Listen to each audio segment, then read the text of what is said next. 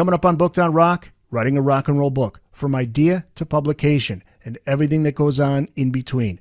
You're going to get an inside look at the book publishing business from two guys who work in the business.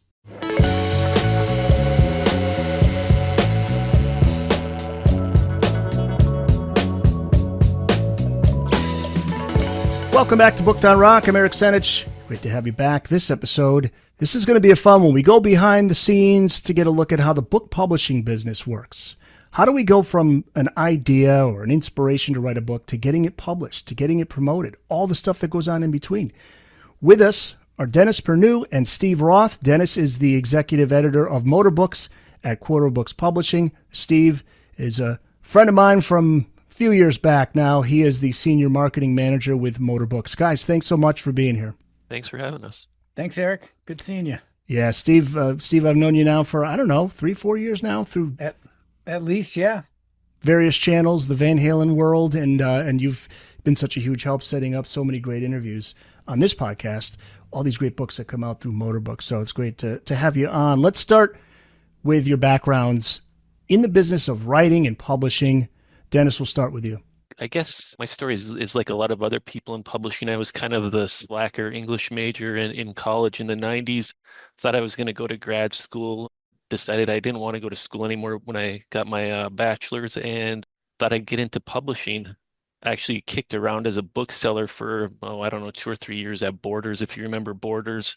Sure. Then I finally got into sort of publishing, working on trade magazines. And then in 97, I got my foot in the door at Motorbooks. I actually started out writing marketing copy. And then I guess within 3 years, I moved over to the publishing side as an acquisitions editor and been here ever since. One failed escape attempt in 2016, but that didn't work out. And luckily, Quarto Motorbooks welcomed me back. So yeah, it's been a long ride. I can't believe I've been doing it for this long. It's you blink and decades are behind you. Absolutely. Steve, what about you? I came into the publishing world out of, necessity, really. Previously, I was in the music business, record business for 25 years, starting in college back in Connecticut, actually, and moved out to Minneapolis as the music business grew for a long time, especially out here in Minneapolis. And then the music business was contracting with digital media and everything else. And I survived a really long time, longer than I ever thought I would. In 2011, the last indie label I worked for and management company folded, and I was looking for a gig, and I saw it was then under a different unpronounceable name, but I saw a gig doing publicity and marketing, and I knew the imprint a bit, and I saw they had the various imprints, and I saw they had music books, and I thought, I hope my skills can transfer. And 13 and a half years later, it's been a lot of fun, and I've seen the quality of our books improve, and sure enough, yeah, those skills are pretty transferable. And as a matter of fact, I was just thinking Dennis was possibly maybe the second or third person I met back in 2011 when I first walked into the building. So it's been a really fun ride. I still enjoy it and still love what I do. Well, I think a lot of people listening to this right now, they would probably have an idea for a book and just have no idea where to start. We've often heard the phrase, you should write a book. You got so many stories. Easier said than done, but it can be done. And there's a great quote that I read recently about when you know you should write a book. And the quote was, it's when you have an idea and it won't leave you alone. I like that. So for those listening and watching this interview who want to write a book or are thinking about it, what's the first thing you tell them? Well, I mean, it's kind of related to what you just said. You have to love what you're writing about, basically. Otherwise, you're just kind of a jobber punching a clock every morning, and it's gonna show in the work. So I mean, I think having a passion for whatever it is you're writing about, whether it's music or something else, is absolutely essential. Otherwise, you're just not going to enjoy it, I don't think. It's going to make it a slog instead of something that's enjoyable for you to do. So yeah, that's the number one thing. I mean, it's kind of the old cliche of following your bliss. But it's an interesting point because a lot of people could say, well, let me write a book about something that's popular because that's going to sell the most copies. But you're going to run out of steam if you don't have passion for it. Exactly. And, popularity of the subject doesn't always translate into sales either. It's a bad way to approach it. I'll leave it at that. You just got to love it. Otherwise, it's not going to work out for you. It might work out for you, but it's not going to work out the way you think it's going to work out. I've never written a book, but I know when kind of that passion and those ideas and those things you want to try to accomplish, they won't leave you alone. I mean, I think probably the hardest thing to do is probably just to get started at it. And I think the whole process, and I know from working with so many authors, to me, every one of them is, it's so admirable to me that they actually started writing and completed it and followed this all to fruition because it is not easy, right? I mean, if it was easy, everybody could do it. And so many people think they can, but so many people can't. Say I've written a book about a band that I love. Let's just throw it out there. Van Halen. Let's just throw it out there. Surprise. All right, so I want to Hypothetical.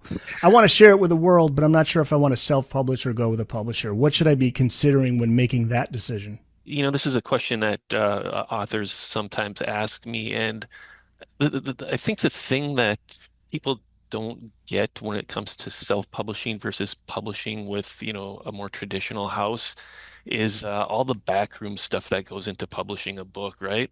So, if someone looks at, usually they're looking, I think, at self-publishing, they're thinking, well, this book is a pie, and the more people have to share it with, the smaller my piece is going to get, which is true.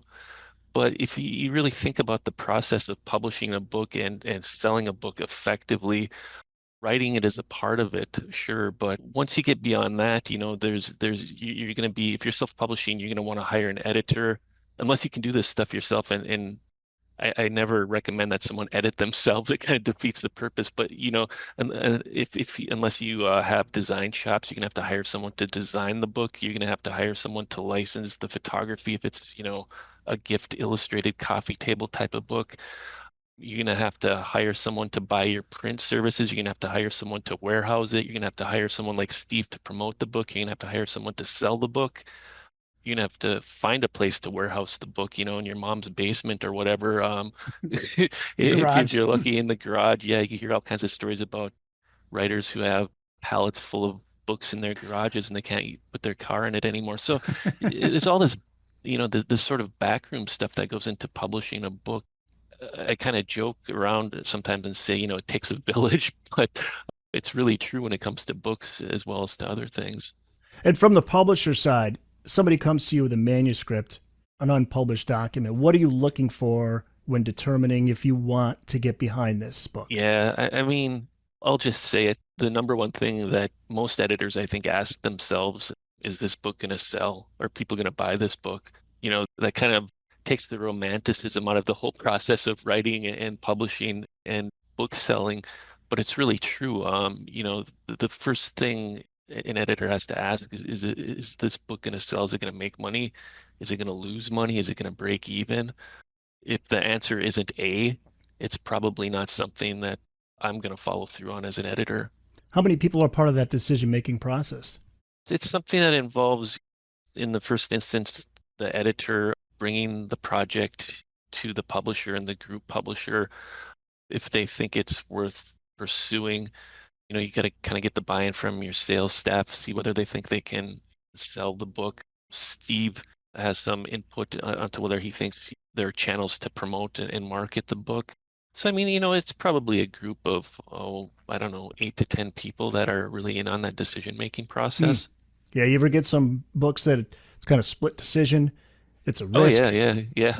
It's in those cases, that's when it kind of really you get down to the metrics of the whole thing, and you kind of really have to burrow into the history of comparable books that you've published in the past. And usually, if you're on the publishing side of the equation, you're really kind of building a case for the book.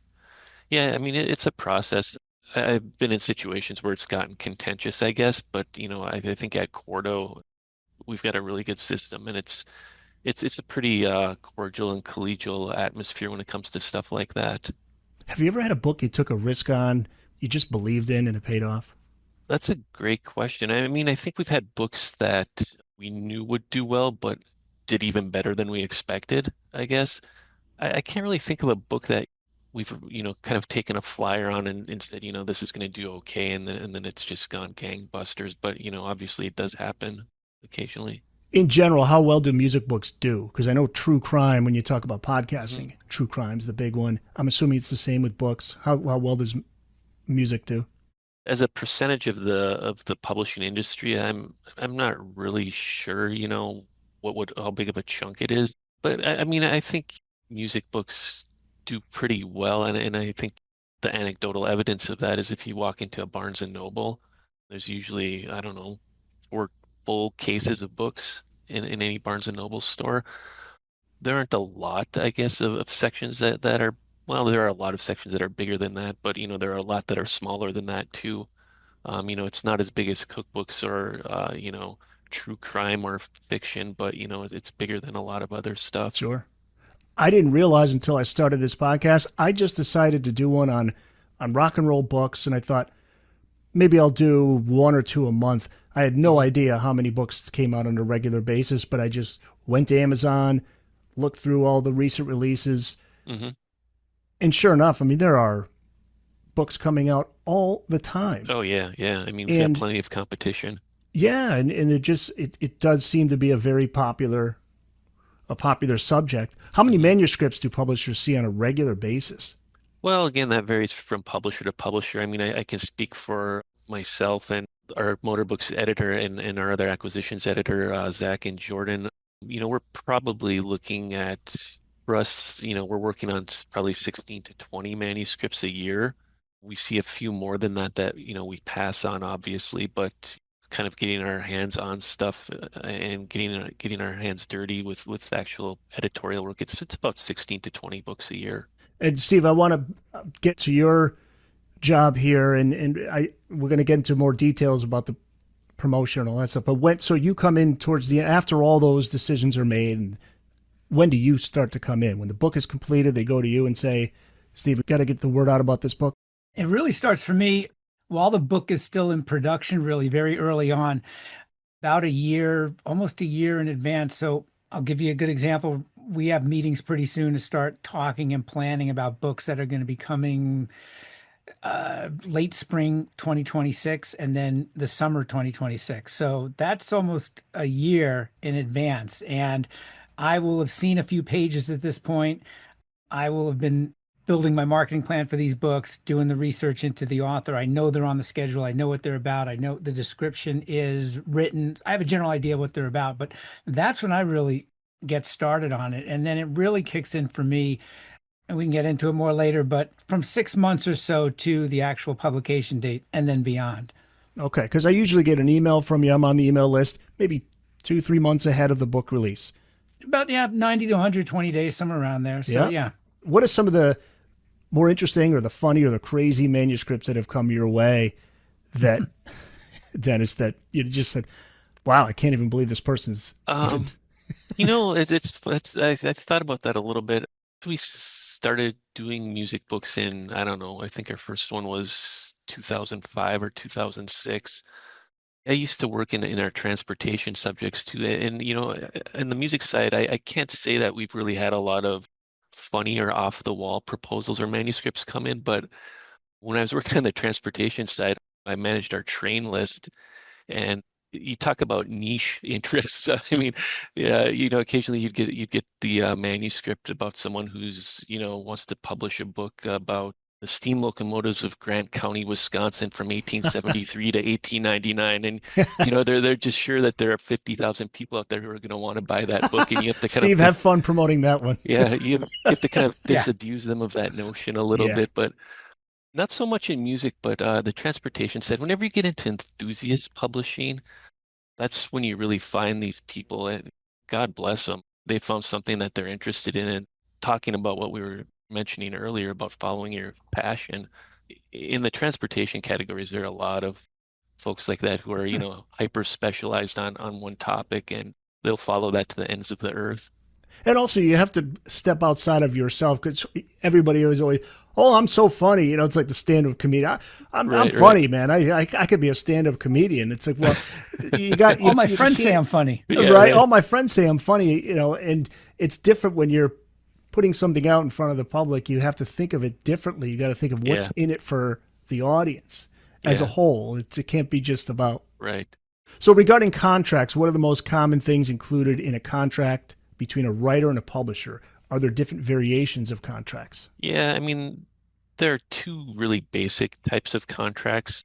One is a work for hire, which is exactly what it sounds like, where the publisher is paying the author and, sometimes the photographer to create and provide the content, which the publisher then owns. And then there's also this sort of deal structure that I think most people think of when they think of book publishing, which is an advance against royalty, where you're paying the author a chunk of money in advance as kind of a loan to create the book. And as the book sells, that advance earns out, and hopefully the author gets into a situation where they're earning royalties at some point down the road. From where I sit, the latter is preferred. Yeah. Yeah, They among authors, authors yeah. authors tend to work harder, and you just reminded me, not with Motorbooks, but I've had some authors that were work for hire that said, I got paid to write the book, that's all I'm doing. Yeah, And they won't promote it at all, which is ridiculous because it's like, just doing a little bit to help promote the mhm, book. Oh, so That's there's yeah, helping there's you some that promote you and your brand, that's right, yeah. promoting you yeah, hopefully for that's future work down the road.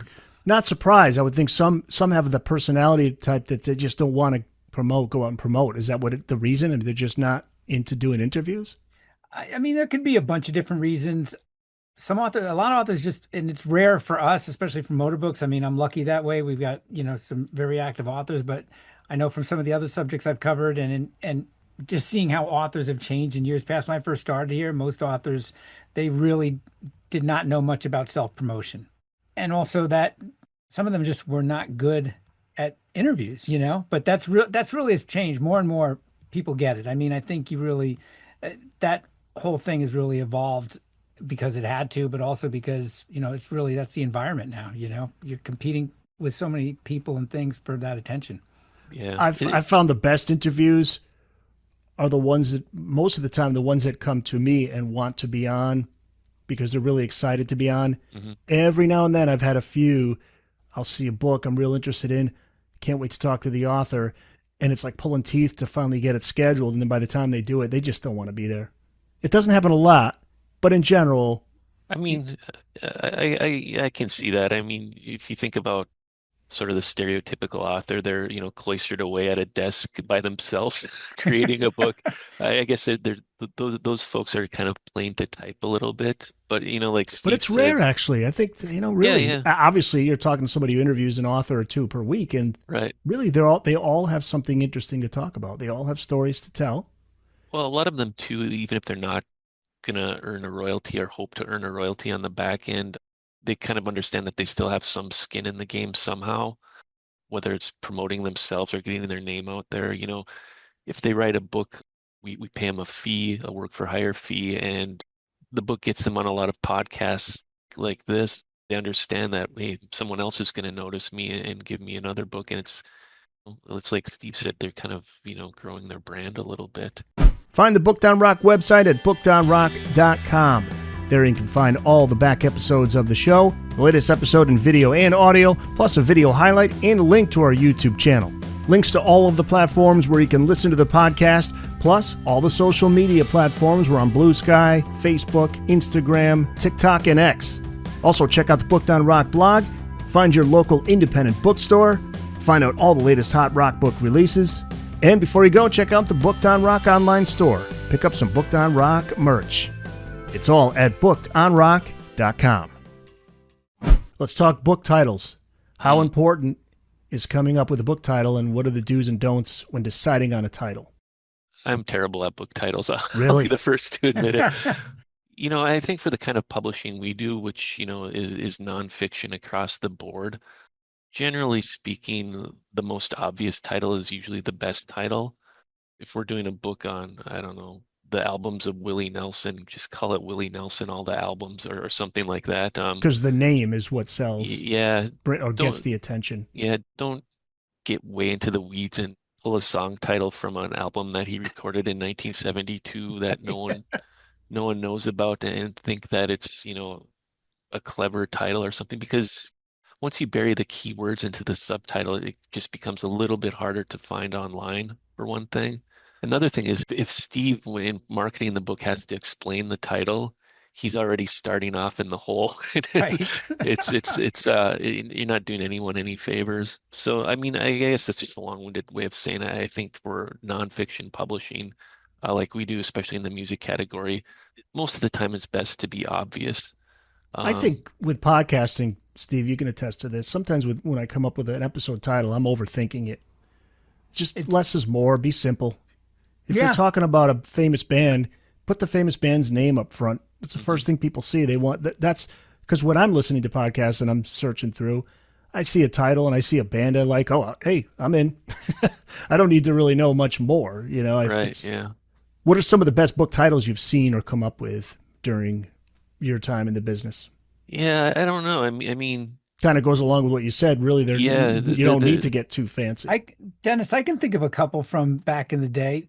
What was it? The first two replacements books you did before my time with the company. well, Well, no, the second one I was here for. Excuse the yeah, so that's a good example of where we did take a line from a lyric. We did two replacement books actually, two books about the replacements, and both of them had a subtitle that quoted a lyric from the band, and the second one was waxed up hair and painted shoes, which is a lyric from one of their later songs, and it kind of that you would be know Talent Show off of Don't Tell a Soul from that's 1989, I 89, Nice, think, 80, or 89, 88. Yeah, 89. nice, I happen to love that record and I love that book, and I It's a was great record. thrilled to be a part of the company then. cool. So yeah, I mean those were kind of fun titles. We've got a oral history of 90s alt rock coming out that's called Alternative for the Masses this fall. So I mean, I guess when I think about it, it's more like more often with narrative style books that you kind of ditch the prosaic title and come up with a more poetic title and then move the prosaic stuff to the subtitle. So yeah, I mean, I guess I'm selling myself short a little bit. The Billy Gibbons book we did in 2006, I think that was called Rock and Roll Gearhead, which was Oh, I remember that one. Yeah, you read my mind, Dennis, because I was yeah, thinking about that one, and then the revised and updated edition we did a few years yeah, ago. I yeah. always thought that was a cool cover. I mean, and a cool title too. Yeah, so I mean, occasionally you get to be a little creative with titling, but yeah, I think for the most part it's best to be obvious. Talking with Dennis Pernu and Steve Roth of Motorbooks at Quarter Books Publishing. Let's talk cost now. Cost for a publisher to Mm. put together a book in terms of Oof. materials used, the type of paper, color versus black Yeah, and white, yeah. etc. Because Motorbooks does a phenomenal job. Not just saying that because you guys are here. I mean, these books are so well put together, hmm start to finish. So talk about the costs. Well, I'm not even sure where to start Yeah. with that question. Obviously, the costs begin when you contract the author and you're paying them their fee or part of their fee or part of their advance or whatever.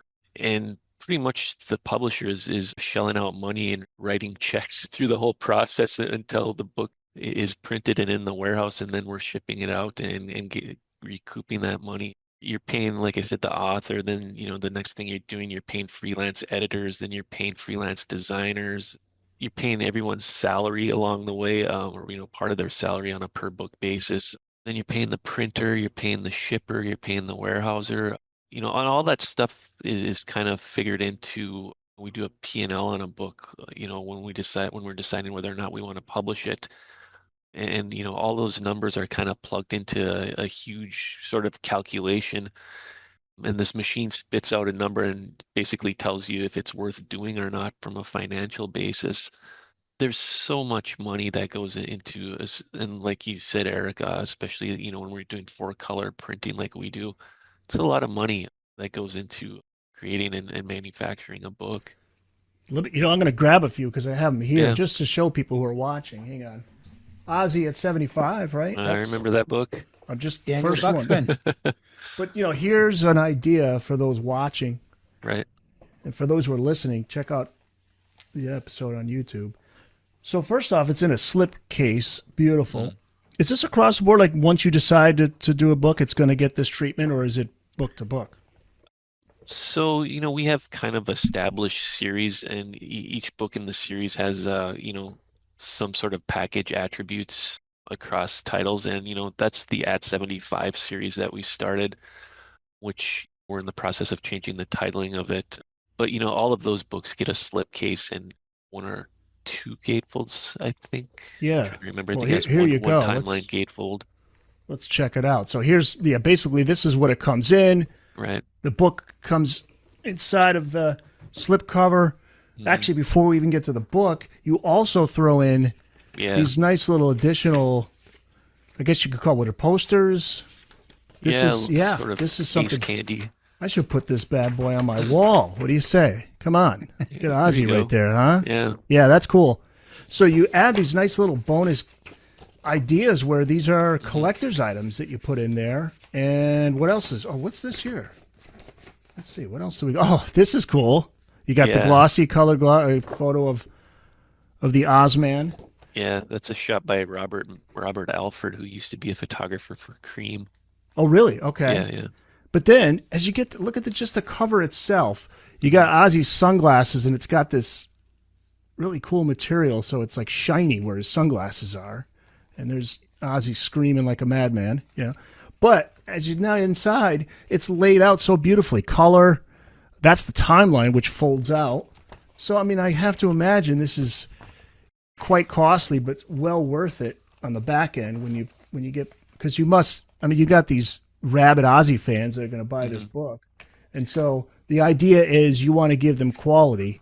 You want to give them something that, because these are books that aren't just, you read, these are like, you put these out on a coffee table when friends are coming over. I mean, this is like, it's like a piece of the furniture, I always equated those books, and being just a massive music and rock fan as I am, I always equated those, those big F-75 books, the packaging, all that is like the equivalent of a box set, right? Right. I mean, gorgeous packaging, high quality, it looks great on your shelf, but there's also so much stuff in there as a retrospective of that artist or band's career, like a great box set. I mean, when you get a cool box set, you're getting the booklet, you're getting the packaging, you're getting everything, and it's something that you're going to keep for a really long time. But it's clearly above and beyond.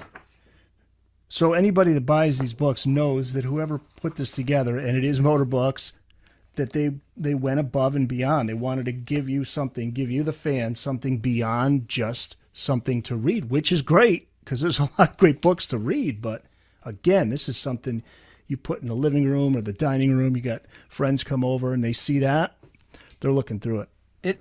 It helps that between Dennis, myself, and he mentioned the two other people on the Motorbooks team, Zach and Jordan, we're all like really huge music heads. I mean, we love different genres. Maybe you might be more passionate about different genres, but probably not a day or two goes by on our internal corporate chat where we're not throwing some link at each other about something that we saw in Consequence of Sound or some other thing that might mean a few hysterical comments or a few things that remind you of something back in the day. I mean, so it helps that we're super passionate fans. Are you inspired by other publishers from when you grew up as kids or books that you read? Does that come into it? Totally. I was a complete bookworm when I was a kid. I played sports and stuff, but I also remember spending like nice, beautiful summer days in the public library in the small towns I grew up in northern Minnesota. Yeah, I mean, I still, vividly remember illustrated books that my parents had around the house as a kid, or that they would buy me when I was a kid, or that I would find in the library. And in some cases, I've kind of gone back and searched those books out on eBay just to have a copy for myself, because at some point my mom invariably sold it at a garage sale or something, and it doesn't exist anymore. But yeah, I mean, so that's running through your mind while you're making these decisions. Yeah, I mean, I can remember like the smell and the tactile feel of some books from when I was a kid. Yeah, absolutely. Cover design, that's got to be really important. What's the process publisher goes through to come up with a design that everybody agrees on, and what are the challenges? That could be a lot of fun. Yeah. I mean, we talked about contentious stuff earlier. For some reason, everyone feels invested in the cover. It seems like, and everybody has an opinion. Some people have 3 opinions. Which is welcome. You welcome the passion, but at some point you got to make a decision. I mean, generally, the photo selection for our music list, at least, kind of starts with the editor and the author choosing and bird dogging photos that, are best representative of what the content of the book is going to be. I will say, we talked about, the team that goes into building a book. We have such an incredible creative team at Motorbooks. They work out of our Massachusetts office, actually. But, like that Aussie book you held up back there, the laminated effect on the glasses, that's stuff that, our creative team usually comes up with, those ideas, and then they go out and execute them. Not just our creative team, but also our production team is kind of liaises between the creative design team and the printers and the pre-press houses. So yeah, I mean there's a lot that goes into a cover. It's got to be a cover that is representative of the content, like I said, but also that again Steve can put out into the world and attract interest with the cover, and that our sales staff can do the same with when they're out on sales calls and things like that. And it also needs to look good on Amazon too, which is Sure. the question is not only, how does the book look when you're holding it in your hands, but how does it look when it's as big as a thumbnail on a screen on a phone? Hey guys, thanks so much for checking out the Booked on Rock YouTube channel. If you've just discovered the channel, thanks for joining us. If you've been watching all along, can't thank you enough for your support. Make sure you tell a friend, a family member, share on social media, and also don't forget to subscribe to the channel so you get updates on latest episodes, video highlights, and more. Now back to the show. Here's a question that just came to mind. This is actually something, Steve, I think we talked about a while back when the Van Halen at 50 book came out. As far as legal issues, are there legal issues that you come up with? Like for the Van Halen one, you had the red, black, and white stripes, but you didn't have the actual Van Halen logo. You had something that was similar to it. So right. I'm assuming, like with Kiss too, right? You have to be careful. There's trademark or copyright. Yeah, so I mean, when you have trademark like word marks, like the Kiss one is a great example. Unless you're titling the book as the unofficial whatever history of Kiss or something like that, you really want to stay away from the famous Kiss word mark or the famous Van Halen logo that like you have hanging up behind you, Eric. Yeah. Um, Otherwise, you're getting a call from Gene Simmons. Yeah. You have infringed on my copyright. Who is this Steve Roth? That's not a bad image. You're a handsome, charming man, Stephen, but I'm suing you. People. Yeah, you get Paul Stanley calling you. Yeah, so I mean, you have to kind of be careful for sure, Eric, but we also put a disclaimer on the copyright page of our book, it's kind of just to be extra safe, I guess. Do you have any favorite book covers, not just for Motorbooks, but just, like you say, growing up as a kid? Steve, you as well. Yeah, well, I mean, when I think about Motorbooks and Quarto, again, full props to our creative department. This Prince book that we just did, You Purple read my Rain, mind. You read my you got it mind. Yeah, upside down. you got it upside down. Yeah, That may be the best of them all. It's got that velvet feel to the so slip it's got cover. this Yeah. purple flocked cover and Oh, the gold foil on the 40, and then again a slip case. There are a couple others that we did long ago under our former Voyager press imprint, which was what we were doing music books under for a long time. We did this Beatles versus the Stones thing, and I don't know if I can do it here, but it has a lenticular cover, lenticular inset, and so when you turn it, it Oh changes yeah. from a photo of the Beatles to the Rolling oh, Stones. very cool. So that was When did fun, that but one come out? I think that was 2009-ish. Oh, so that's Um, before I was doing the show, Steve. Otherwise, I yeah, would yeah. have had that on there. Before I was working for the company. Okay. Yeah, But Andrea Swenson did that wrote the Prince book. It was yeah, phenomenal. yeah, she's She great. was a Yeah. great guest. And then maybe my favorite one is this AC/DC book we did. I think this was also like 2008 or 2009, but Yeah. this was just kind of like a wild idea that, I threw out there, and I never thought it would come to fruition, but the art director for the book put a little spinner in there. So, um, Very you cool. you can spin Angus on the stage. Well, I'll tell you Um, what. I remember I interviewed the guy who runs the website songfacts.com, mhm. Carl Weiser, great guy from Connecticut, small world again. But I remember I interviewed him and I said to him, just pull out some books that you want to talk about on the show. And that was one of them. And that's the first Oh, thing he wow. said he goes, first thing I noticed was this cover. It was amazing. That, it was like a turntable, things Yeah, going yeah. around. So it certainly got people's attention. Steve, do you have any Yeah. favorites? Well, it's funny because Dennis reminded me a few years after that, just a few years ago, we did an AC/DC album by album. And I'm a huge AC/DC fan, read everything about them. But that book, I think it was, I don't have it in arm's reach here, but it was red and black. I And haven't. I mean, when I look at covers, I think of it reminds me of back in the day when I was hanging posters in record stores, and I think that would make a cool poster. There it is. Yeah, yeah. Yeah, Just that's I thought that was Martin just Popoff, badass. Yep. the Yeah. author. You got the SG, the hat. He's looking down. I mean, yeah, that same AC/DC at 50. Yeah, that one in particular too. Yeah. Or And is that? Oh, album is by this a album. different one? You're No, but thinking that's. album by I was album. thinking I'm that's a sorry. good reminder too because I also love that one Right, as well. Those okay. are some of my absolute favorites. I Yeah. have to look for So it. But yeah, those point those are one being, of my, they're all badass. Anything that has Angus on the cover. yeah. Yeah. Those two really stood out, and it's funny we mentioned that replacements book. I remember I'm still mad I never kept a copy of that because it's out of print and had so many Pe copies in my cubicle and people are asking insane sums of money for that book yeah, on eBay. Really? yeah, but it was yellow and black. It was just that thing just jumped out at you. So It had sort of the crime tape. yes, I yeah. think I have a copy of it here.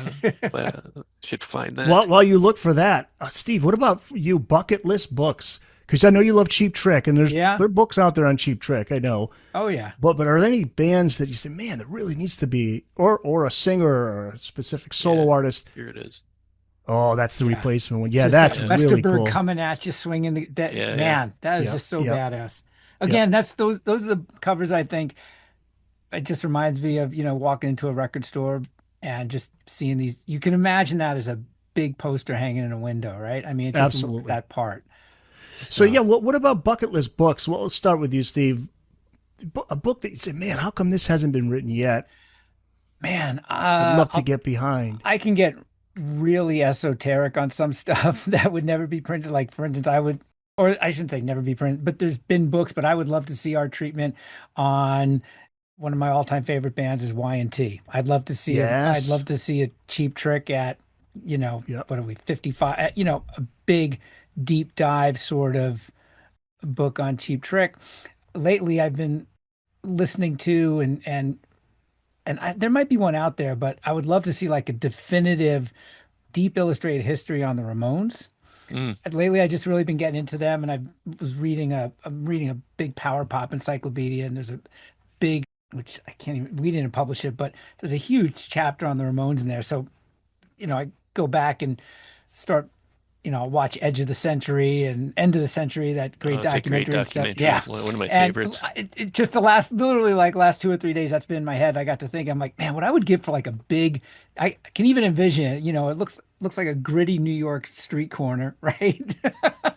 Bricks or whatever or something. One of those Roberta Bailey photos. Yeah, and Yeah.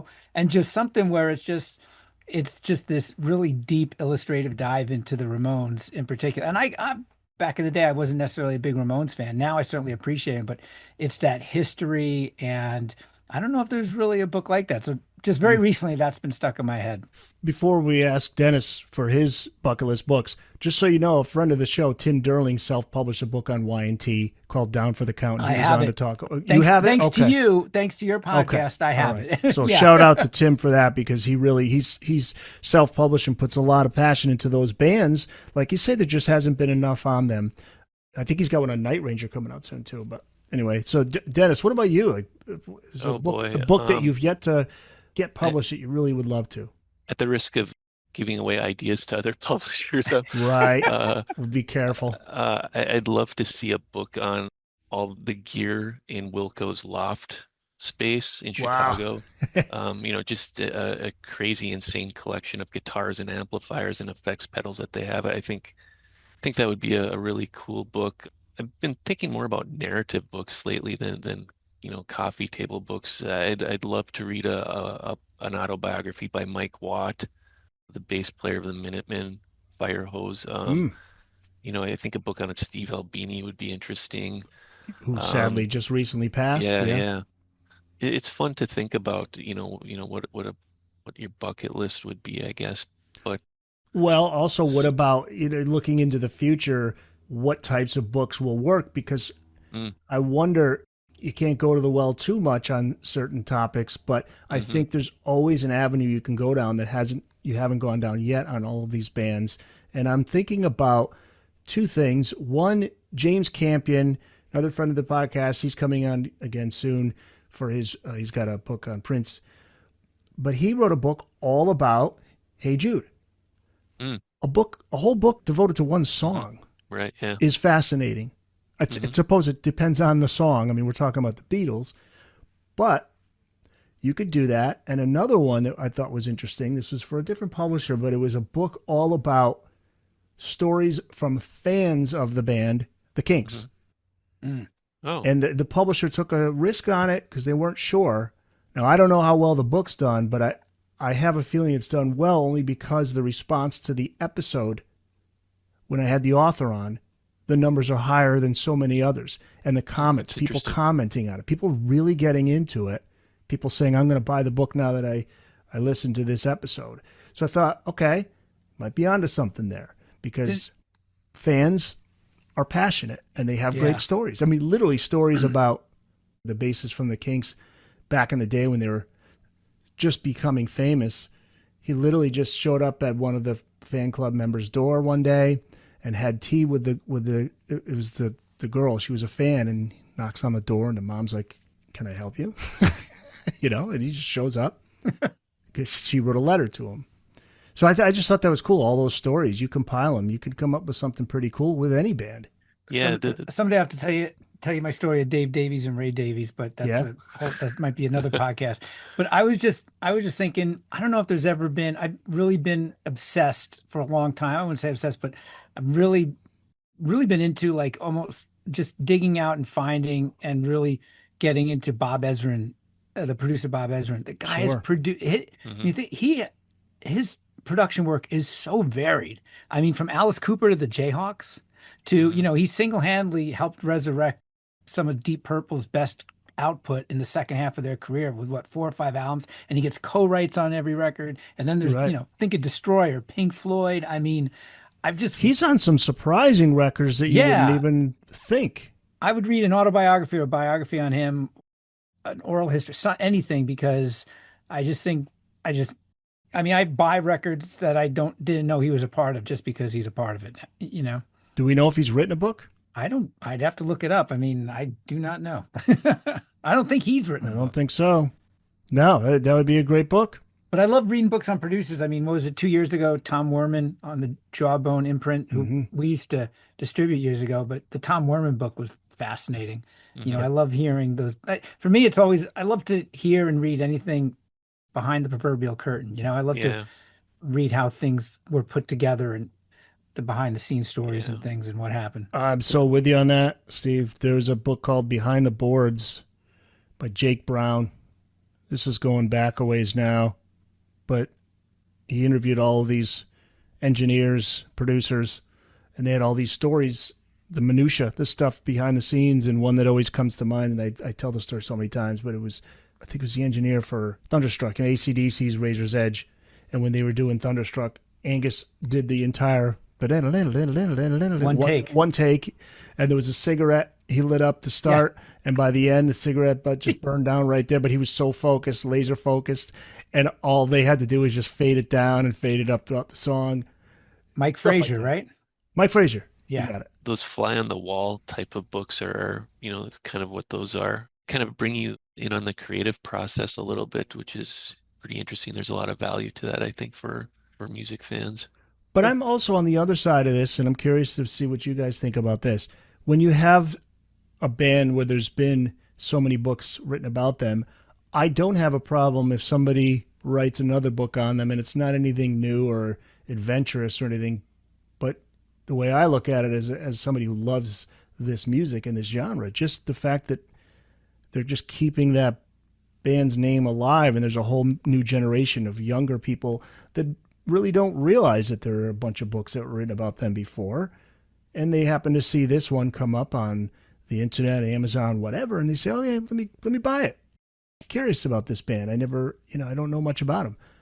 But there are people who they'll criticize a book if it doesn't have anything new in it. What's your Right. position on that? Well, I mean, well, let's take Rush as a good example. I think we've got a book on 2112 that we're working on for, I think, next spring, and that will be what, Steve, the fourth Rush book we've done. Yeah. I think if you find new ways to approach a subject, it's fine. There's invariably going to be, overlap among the books, especially when you include the need for a big selection of photography in the books as well. Not only is your text going to be a little bit overlapping from title to title, but your art program and the books are going to overlap a little bit.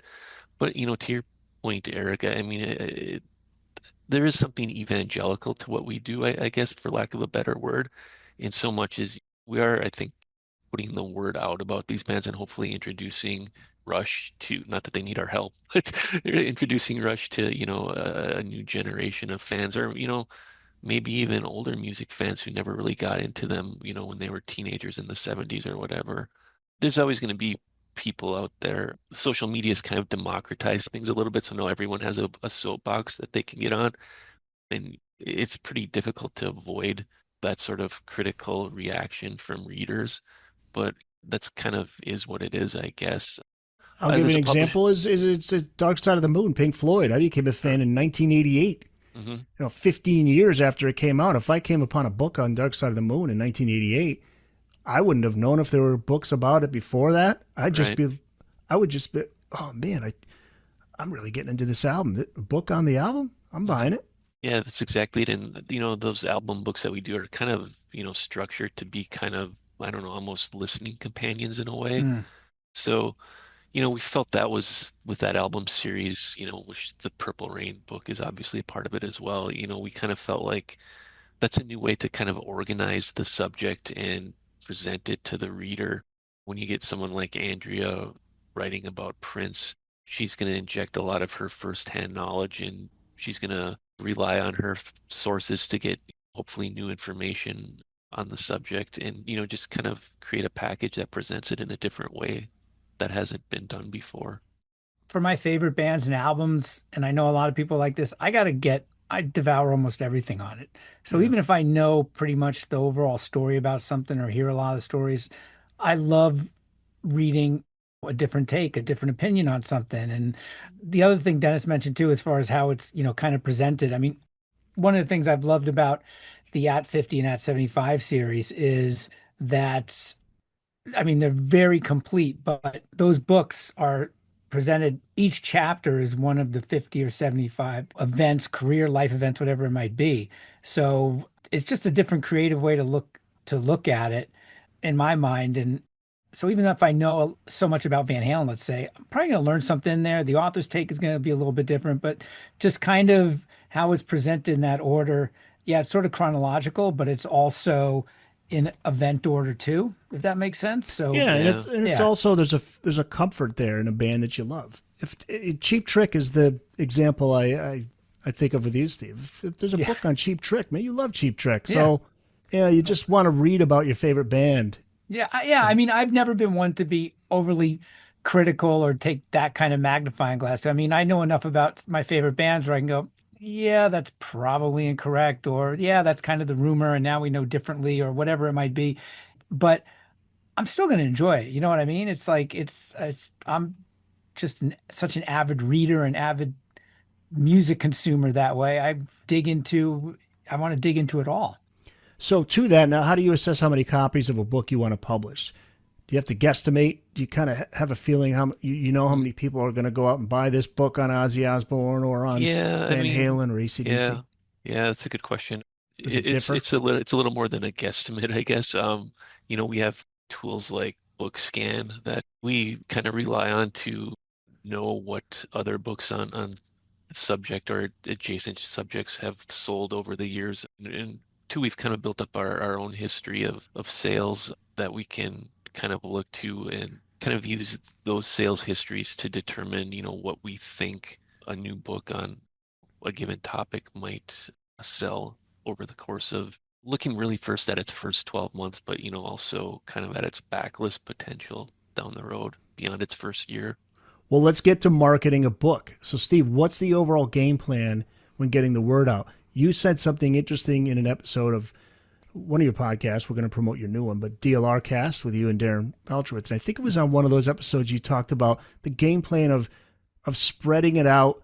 Podcasts are really important, especially even the niche podcasts. You want to hit all the markets. So what's your game plan and how different is it today than it was 20, 30 years ago?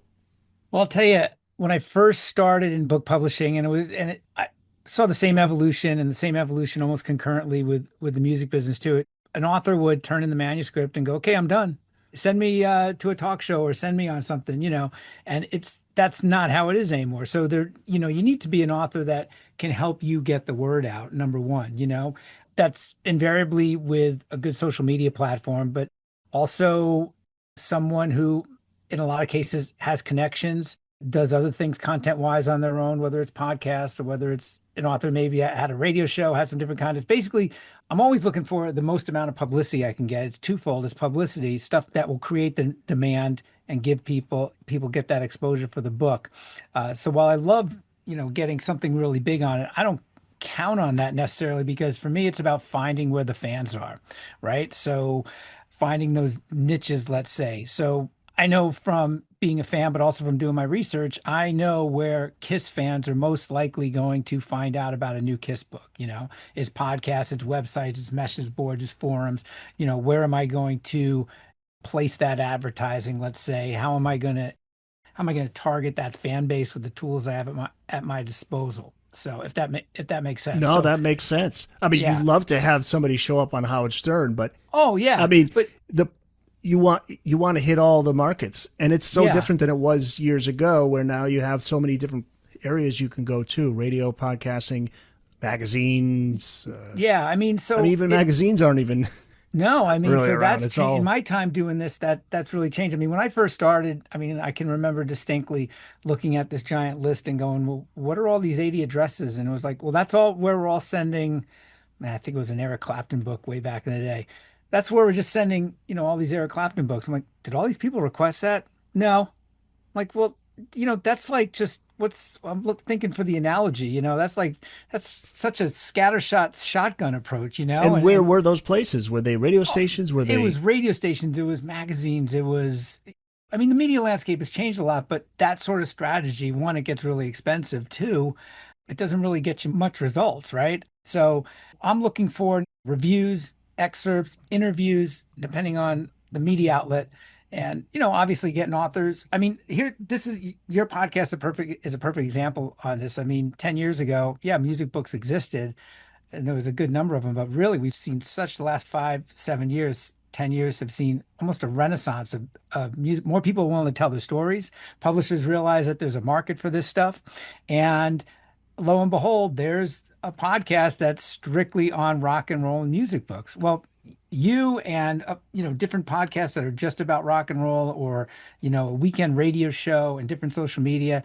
If I can get those places excited about the book, they might not reach a bigger audience and say spin.com or rollingstone.com, but guess what? My book in all those 5 or 6 places is going to impact and drive more sales than that huge media hit. They all add up. It really, They all add yeah. up. I just It had really somebody is. And just where are the fans? So where are they? Where do we reach them? We got to a be year where they after are. I did an interview with an author of a book on Yes. A comment came up on YouTube this week. Hey, I'm going to go out and buy this book. This is a great interview. If I'm just finding out about something and you're just finding out about a book or an album, let's say just now, and it could be 3 or 4 years old, guess what? It's new to you, Yeah. So, I mean, it's, Does it matter to you guys when a book sells? Is it more important that it sells up front? Does that matter? We build a budget based on what we think the first 12 months are going to be, but Okay. we consider ourselves a quote unquote backlist publisher. So, ideally a book's going to hang around for several years after its first year and continue to sell for us. What about social media? That's got to be huge. You can't force the author to do a lot on social media. Hope that they would. yeah, I mean, some are better than others. Some aren't so good at social media. I mean, it kind of runs the gamut, That's a necessity now. and even there's authors that are on social media as well, but they're not necessarily really good at self-promoting. So, I mean, they'll promote other people's stuff, but, oh, hey, my new book is out. And maybe that's all you get from them. It's like, man, really could have used that post to alert people that it's available to pre-order now, Right. So, I mean, it can be hit or miss, but I will tell you this more and more with every passing year or so, it's so much different. Authors on the whole really get it. I'd say about 50% of that marketing plan is going to be somewhat dependent on the author's availability and activity very often. That's what it can come down to sometimes. And I always say is they hopefully and most likely know their audience best, Yeah. especially when you're on social media. You really need to post every day on social media, right? practically. And with different subjects as well. I mean, I get questions from authors all the time. I mean, hey, a year ago, a post like this, or 8 months ago, a post like this on Instagram got 300 likes. Now it got 40. It's like Right. Zuckerberg and everybody are messing with algorithms all the time. They want people to spend more money there. So you can't just post once, not every, or even twice. You have to be pretty consistent. And I've stopped losing sleep over, you can search what are the best times to post at this different social Oh, media. I And you'll know. get five different, Yeah. 2 weeks ago it was Instagram every Monday morning. Chris Jericho had somebody who helped him with his social media and talked about all of that. Time of Yeah. day of the week, when is it best to do it, how often. And he really drove up, or she really drove up his numbers. But man, I don't know if I have the But time that's or a the. full-time Yeah, job. I mean, right. for that person to do that, to figure that stuff out, Yeah. really. I mean, because it changes.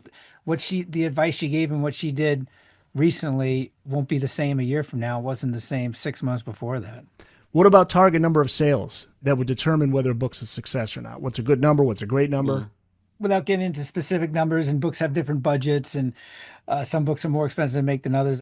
I don't recall what it is, but I mean, there's a preferred profit margin we want to be at, right? So the sales team have a sales goal, and they know from a lot of those metrics that Dennis talked about earlier, as far as we look at BookScan, how much to put out there, and those accounts, whether it's Barnes and Noble, Amazon, independent stores, they can look back and go, yeah, you know what, a similar book to this, I brought in 30 copies and sold 10 the first week and 10 the next, whatever. So I mean, it varies from book to book, but some books, we've got different kind of ranking systems. I mean, there's some books that have a bigger potential audience than others.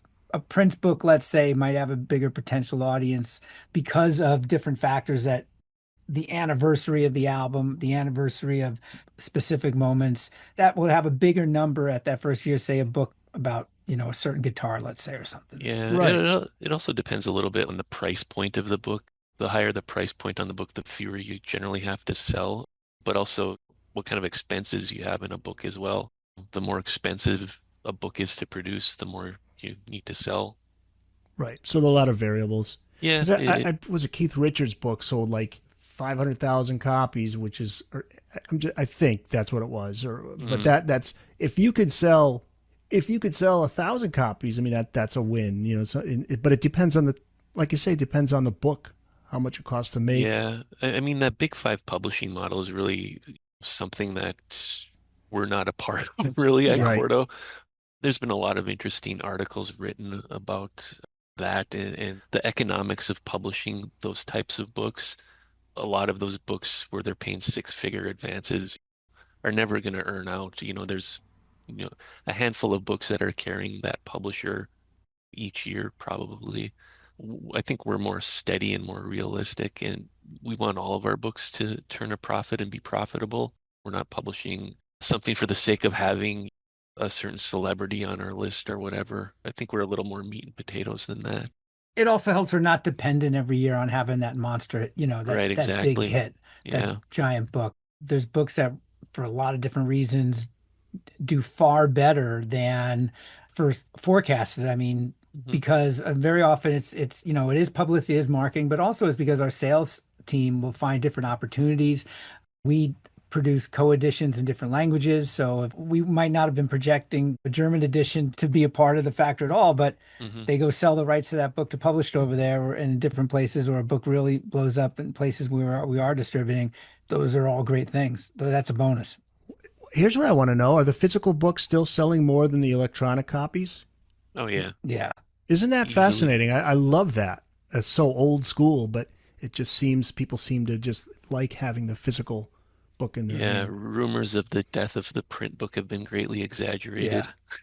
And for our books, I mean, like Ozzy at 75, you showed up. That it's available on an ebook, but there's no way that Yeah. translates Right. to what that physical thing that you're holding there. And I mean, someone asked, I was just talking recently to somebody that's like, well, don't you read ebooks? I go, I don't read ebooks at all. Really? Oh, it's so great, And I'm like, I'm on a screen all day long. And it's Right. like somebody said, well, yeah, you can read it on your phone. I'm like, I read enough on my phone. I Isn't would but rather isn't sit that down, turn yeah? everything off, and read a book. Isn't that fascinating though? Of all the advancements in technology and how it's really it's affected the music business in a negative way in terms of physical sales. But in books, that's the only one that I can think of that just didn't translate. And thankfully, that's the one where people's like, yeah, I know I could take advantage of. I can have, like you said, I can have it on my phone, but I really don't want it on my phone. I want to have it. It's like mine. Yeah. And I find that to be fascinating because it really is the only one that I can think of where people still want to go old school. I mean, we know people are going out and buying vinyl records, but that's still, they're not buying vinyl records in the numbers that they did 40, 50 years ago. But books, yes, it's the same. Yeah. I think with books in general, I mean, just speaking for myself, but also knowing friends, but particularly music books, you like to build a collection. Yeah, it's a conversation piece. Yeah, too. you've got that shelf of all your albums. Yeah, Or, I mean, I'm looking at shelves of CDs right now, and you're collecting books. You're consuming that media, but it's also stuff that's tangible. That having that physical piece, it makes you feel good, man. The last question: what's the biggest misconception people have when it comes to books? I think from what people have said to me who, aren't involved in publishing or know very little about publishing that I've talked to over the past 25 years or whatever, I think that's still the biggest misconception is that everyone's making a lot of money publishing books. Like everyone's making Stephen King type of money, which is just nothing could be farther from the truth, really. If you think of a book, and for the sake of argument, the price on the book is $20. The publisher is really probably being paid $7 or $8 for that book by the retailer. Of that $7 or $8, the publisher's paying the author, they're paying the printer, they're paying the employees, they're paying the warehouser, they're paying advertising, they're paying marketing. It's just a fundamental misunderstanding of the economics of book publishing. I think most people think if a book costs $20, they're giving Amazon the $20, and that $20 is going in total to the publisher. It just doesn't work that way, unfortunately. Steve? Two misconceptions. One, you touched on before. A lot of people think that ebooks have taken over. A lot of people think, oh, it's an ebook world now. And the other thing I found really interesting is a lot of people are under a misconception that the book retail has really, taken a bath, where actually more bookstores have opened the last 5 years than I think the previous 10 years, actually. I mean, Barnes and Noble has just been on an upswing. They're opening 50 new stores a year. Independent bookstores have bounced back hugely. I mean, every year there's new independent bookstores opening, or independent bookstores are growing. They're adding a second store. They're successfully being sold. Somebody's retiring and the bookstore's not closing. So that's been really great. I mean, when I first started in 2011, like about the week I started, Borders with nearly 400 stores was liquidating, and they were going out of business, and Walden Books was gone, and people were talking about independent bookstores are having trouble, and Barnes and Noble wasn't doing well. But in the last 5-6 years, and Dennis, I'm sure you'll agree, I mean, book retail has really grown. There's regional chains out there, so that's completely wiped away for a lot of people. That the thing that I still hear, that sometimes a misconception that people aren't buying books anymore, or they're not going to books, or there's no bookstores. There's a lot of bookstores, Yeah, so, there really are. Yeah, and try to find somewhere where you go in your day-to-day life where there isn't a book. Yeah. Go in your office, there's probably a bunch of books in the cafeteria for people to read. At home, obviously, but wherever you go, there's a book somewhere. Yeah, and the other thing about being the author of a book, it leads to so many other things too, because now you can make appearances on shows and promote yourself, and it's going to say author of. It's like a snowball effect, and then that could lead to something else. That could lead to maybe some television project or movie, whatever it is. Leads to writing another book. It leads to writing another book. So, by the way, can you tell me who's writing the 2112 book? Can I guess? I want you to guess because I think I know who you're going to say, and I think it's going to be incorrect. Daniel Buxman? Oh, it is. Yeah. Hey, there you go. Daniel, shout out to Daniel if he's listening. Yeah, Dan's great. He's one of my favorite guests, man. What a sense of humor that guy has. Yeah. He's the best. This is great, guys. Well, before we wrap things up, I want to give you both a chance to promote whatever you'd like to. I know, Steve, you got a new podcast. Like, you got the DLR cast going. We can start with Dennis if you want to get the word out about Motorbooks, the website, whatever you want to let people know about. Yeah, I mean, I think you can access the whole Motorbooks list at quarto.com. We've got, I think, 6 music titles coming out this fall, and another Iron Maiden book, a book on Born to Run, a Willie Nelson book. We have the Alternative for the Masses oral history that I mentioned earlier, and Greg Prato. Greg Prato. Yeah, he wrote Yeah, that. Oh, Yeah. that's so great because I know he told me, I knew about this book. I didn't know Yeah, it's a motor. Oh my God, I'm so happy to hear that's that. coming in the fall. Information's coming your way pretty soon. Eric. Greg's Yeah. the greatest, From me. man. Yeah, Greg Yeah. he is went on Saturday Night Live and you get the velvet jacket or whatever the hell they The call it. 5-timer. Oh, Yeah, right. oh yeah. Anyway, I'm sorry, Dennis. No, and then a Tom Petty book in that Ozzy Oh. Osbourne package that you showed earlier. All right, Steve. Yeah, well, let me promote a couple books upcoming that most immediately we've got Guns N' Roses at 40 Mm. on June 17th, just coming around the corner by everybody's good friend, the very prolific and wonderful Martin Popoff. And then next week, one of our sister imprints, Not Motorbooks, we've got Alanis, 30 Years of Jagged Little Pill. Can't believe it's been 30 years since that record came out. There's a really good way to feel old is to look at some of our book titles and go, oh my God, it's been 30 or 40 years. Yeah. Yeah, so we've got some really good titles coming up just most immediately. And personally, I think we're 115 episodes in on the DLR cast. What started as 2 guys just rapping about Dave and Van Halen going, hey, this could be a podcast. And we've got a really interesting and loyal and still growing audience. And then I finally got off the schneid or whatever that saying is after talking about it for years and started a second podcast called Another Cool Rock Podcast that is hopefully as it sounds. So about 7 episodes in and been doing some interviews with some really cool musicians and bands and more on the way. So I just kicked that off in April. So I've been listening. It sounds awesome, Thank Steve. you. You're the guy, man. You're the guy to do that. You ask all the great Thanks. questions. And I will say though, I think David Lee Roth has made his comeback. And I think maybe Dave decided to make that comeback just to give you and Darren something to talk about. just so we weren't running on fumes. Just to give you guys something to talk about. That's so great. Guys, thanks so much for doing this. So now we get the inside scoop on the book publishing business. So if there's anybody out there who's thinking about writing a rock and roll book, now you know that's how it works. And you could reach out to Steve or Dennis or me, and I'll reach out to you guys. Send your manuscript my way. Guys, thanks so much. Thank you, Eric. It's been Thanks, Eric. great.